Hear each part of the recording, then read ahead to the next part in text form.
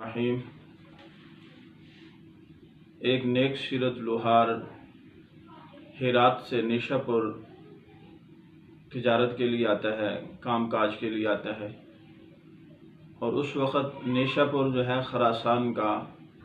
دارالخلافہ تھا اور اس کا گورنر امیر عبداللہ تھا۔ امیر عبداللہ نے حکم دے رکھا تھا کہ پورے خراسان کے علاقے کے راستوں کو محفوظ بنایا جائے۔ اتفاق ایسا ہوا کہ وہ نیک سیرت لوہار کام کاج کیا، کچھ عرصے بعد اس نے واپسی کا رخت سفر باندھا تاکہ عزیز و اقارب سے جا کر کے مل لوں، تو ادھر سے جو ہے وہ راستوں کو محفوظ کرنے کا آرڈر جاری ہوا تھا۔ تو اتفاقاً پچھلے پہر جب اس لوہار نے سفر شروع کیا اور راستے میں جو ہے ادھر سے اس کے سپاہی متحرک تھے، انہوں نے 4 چوروں کو پکڑا اور امیر عبداللہ کو اطلاع ہو گئی کہ 4 چور پکڑے گئے۔ اب اطلاع ہونے کے بعد ایک چور ان میں سے بھاگ گیا۔ اب وہ پریشان ہوئے سپاہی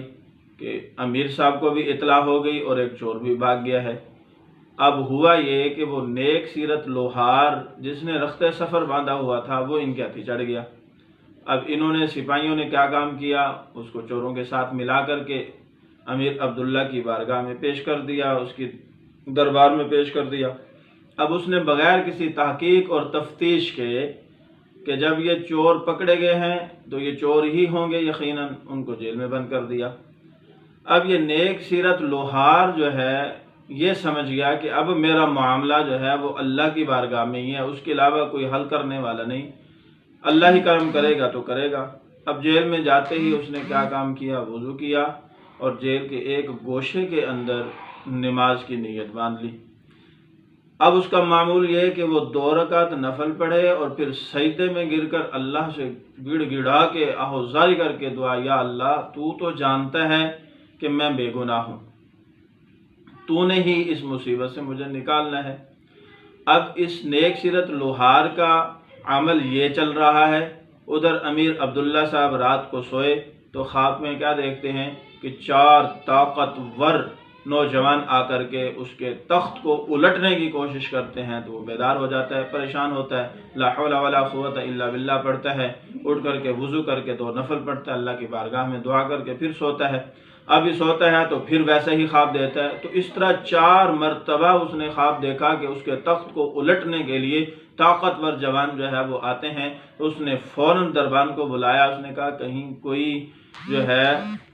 کوئی ایسا تو آدمی نہیں بند کہ جس کو ظلمن بند کیا گیا ہو، وہ مجرم نہ ہو۔ اس نے کہا اور تو مجھے معلوم نہیں، جو 4 لوگ بند ہوئے ہیں ان میں سے ایک آدمی کا یہ عمل ہے، وہ جب سے اندر آیا ہے جیل میں یہ عمل کر رہا ہے۔ تو امیر نے آرڈر جاری کیا کہ اس کو میرے سامنے پیش کیا جائے۔ جب اس کو پیش کیا گیا، اس سے پوچھا گیا تو اس نے سارا واقعہ بیان کیا کہ نہ میں چور ہوں اور نہ کبھی چوری کی ہے، میں تو سفر پہ جا رہا تھا، راستے میں دھر لیا گیا۔ تو اب اس نے کہا کہ 3 کام تو نے کرنے ہیں، نمبر 1 مجھے معاف کر دے، نمبر 2 میری طرف سے 1000 اشرفیاں جو ہے وہ ہدیہ وصول کر لے، نمبر 3 جب بھی تجھے کوئی پریشانی لاحق ہو تو نے خدمت کے لیے مجھے ضرور جو ہے وہ بتلانا ہے۔ تو اس نیک سیرت لوہار نے یہ کہا کہ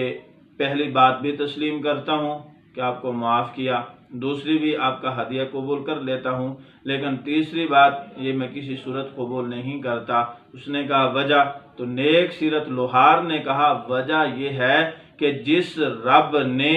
اب میرے گڑ گڑانے پر تیرے تخت کو ہلا کر کے تجھے صحیح فیصلہ کرنے پر مجبور کر دیا، میں اپنے اسی رب کے ساتھ ایسا ہی تعلق قائم رکھنا چاہتا ہوں کہ جب بھی کوئی پریشانی کوئی مصیبت آئے تو میں اپنے رب کے سامنے ہی روں اور گڑ گڑاؤں۔ اس واقعے کے اندر میرے لیے آپ کے لیے ایک سبق موجود ہے کہ موجودہ ان حالات وبا کے حالات کے اندر 2 چودھریوں کی لڑائی میں اپنا نقصان کروانے کی بجائے اللہ کے سامنے گڑ گڑانا چاہیے، رونا چاہیے، جتنا زیادہ سے زیادہ ہو اللہ کو راضی کرنے کی کوشش کرنی چاہیے۔ اللہ جل شانہ سے دعا ہے اللہ جل شانہ ہم سب کو اپنی رضا والے اعمال کرنے کی توفیق عطا فرمائے۔